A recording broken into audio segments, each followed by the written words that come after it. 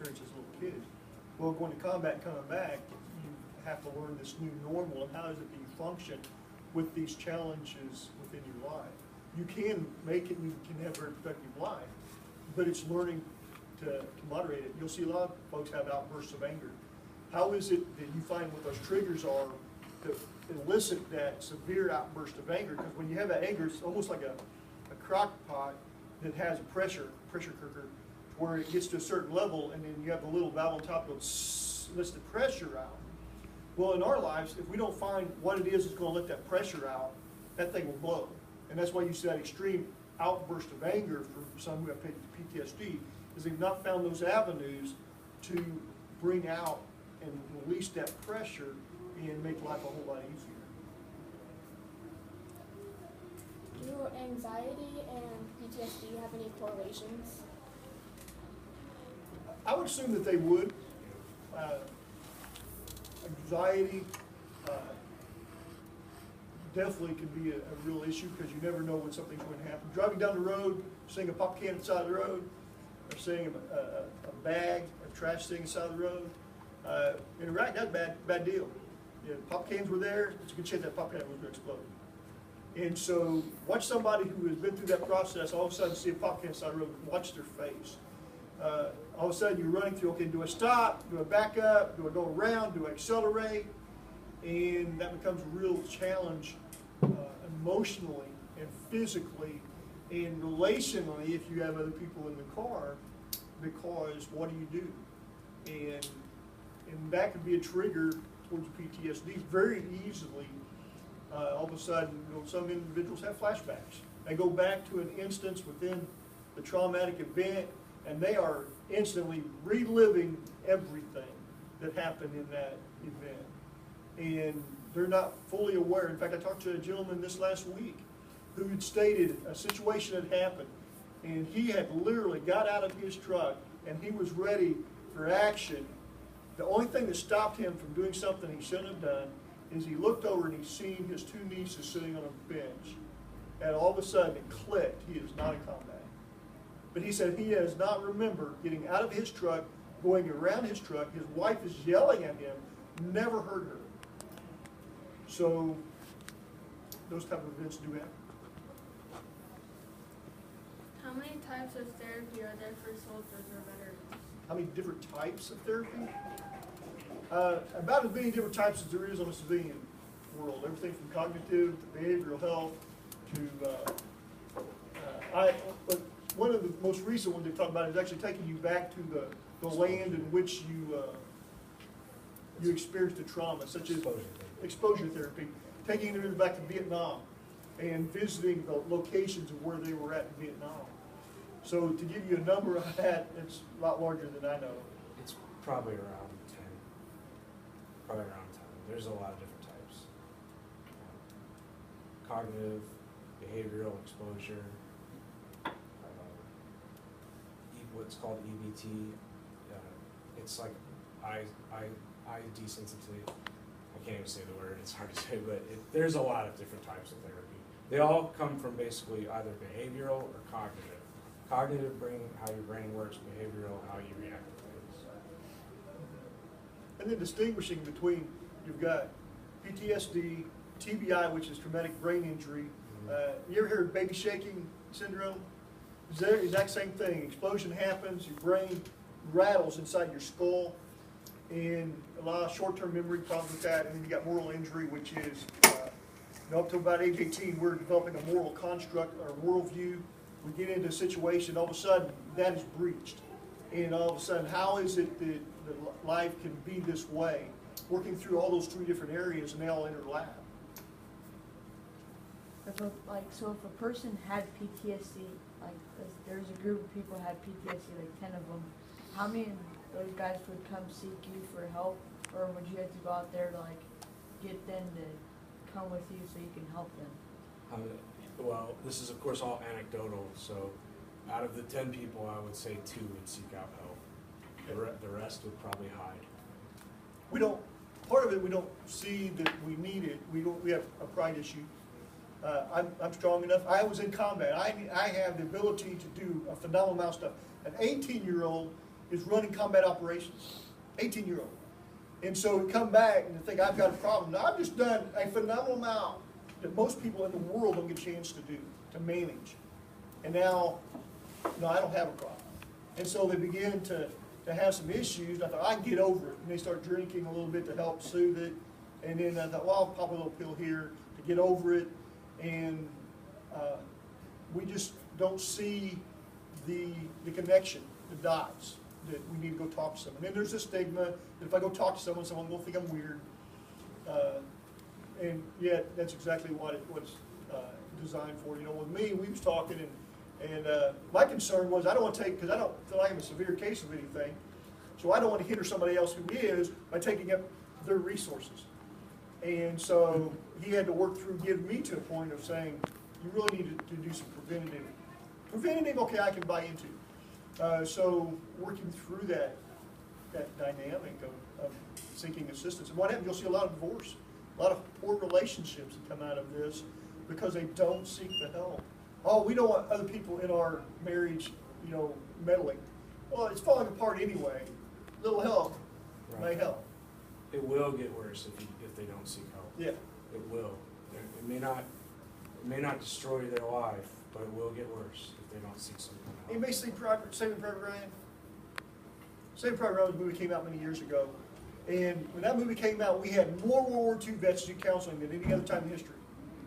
Because that video of how realistic it was, they remember being at Normandy and the interaction and how things were, all of a sudden they felt overwhelmed by what was going on. So PTSD doesn't always happen right after the war. In fact, most of what we see happens years, 10 to 15 after the conflict arises. Something will happen, something will trigger, and then all of a sudden it's like, poof.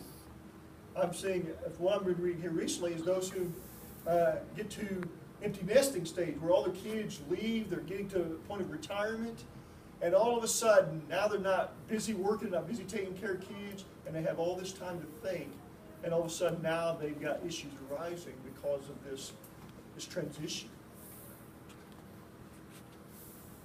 Individuals like you knowing about referring people to go see somebody to talk to is really, really important. Do insomnia and PTSD have any connections? Oh yeah, because of hypervigilance. As I said earlier, when you wake up, you hear something, you're on full alert, and you're looking for anything that can possibly go wrong or something that is awry within your sector of operation, your household, your bedroom. I know individuals who go around and check the windows of their house every day before they go to bed, and they check it.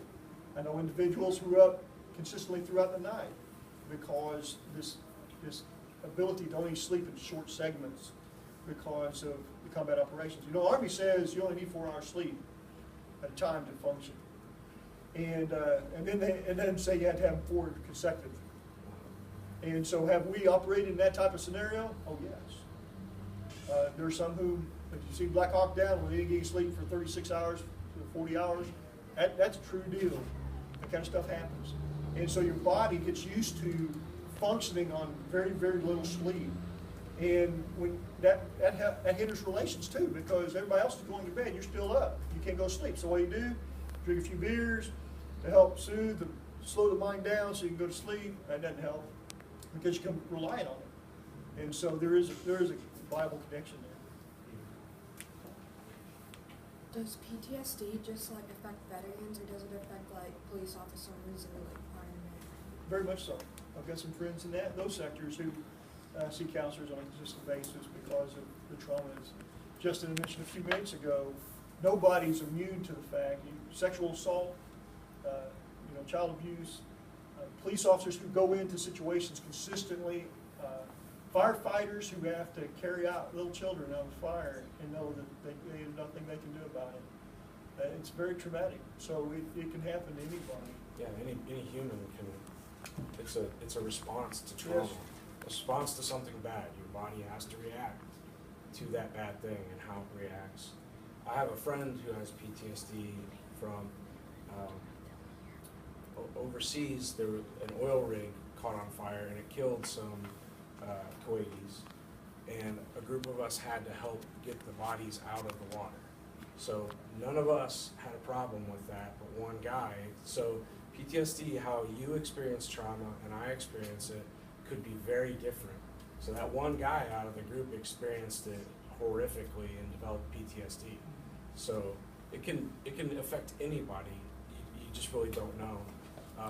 Coping skills can help a veteran or anyone, someone who has maybe strong family supports or strong church supports. Just, or you're on a sports team here and you're real good friends with people. You have lots of friends and supports. That's called resiliency. So some people are more resilient to trauma than others. Someone who's been isolated their whole life or maybe didn't have such a great upbringing and they go to war, they may not be as resilient as everybody. So they may experience, like I said, that those dead bodies in the water, that guy experienced it far more horrifically than the rest of us did. So, you're not immune to it. But there are some people who are more predisposed to getting PTSD than others. And that doesn't make them weak or bad. It really has nothing to do with them. It's just how their brain works. Can PTSD last your whole life? Yeah, absolutely. There is no cure for it. You simply learn to cope with it far better. Now, there are people with PTSD. I know a guy, he's the CEO of Sears and Roebuck, and he has PTSD, but he's also a billionaire. He's one of the highest level CEOs in the country. So he has PTSD. He's a Vietnam vet, but he's very, very successful. So it will last his whole life, but he's learned to cope with it quite well. So who's a person that can say they have PTSD? Is it a doctor, or do you tell yourself you have PTSD, or how do you tell you have it? Well, for the record, I have not been attributed with having PTSD. So when it comes to people who are allowed to say that you have PTSD, somebody who has the credentials that have studied the effects of the DSM-5 now, the DSM-5, and whoever has the authority to use the DSM-5 categorization, those individuals make a determination. Doctors, psychologists, therapists, nurses, they have to be able to diagnose.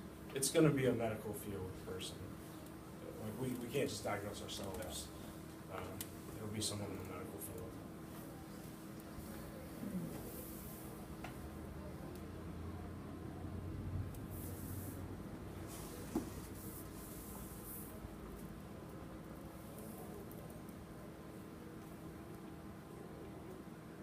What are the worst symptoms of PTSD? I know of a gentleman who wouldn't come out of his basement. He became a recluse, didn't want to visit with anybody, did not want to interact with folks, really didn't want to eat or drink. That's a real severe case. It probably depending on the person. Have you ever watched a scary movie and not been able to sleep afterwards? I mean, you just kind of watching the door, the windows. I have to. So imagine doing that every night. Can you imagine how tired you would be? Every night you feel like that. So I think the worst symptoms for a lot of our veterans and anyone who has it is the hypervigilance, because it wears them down. Exhausting. It's exhausting, and then they can't control their emotions, because if you're tired all the time, it's hard to control your emotions. Yeah. Have you ever been real upset and maybe teared up or got mad or punched the wall or something? It was hard to control how you felt. But that doesn't happen all the time, right?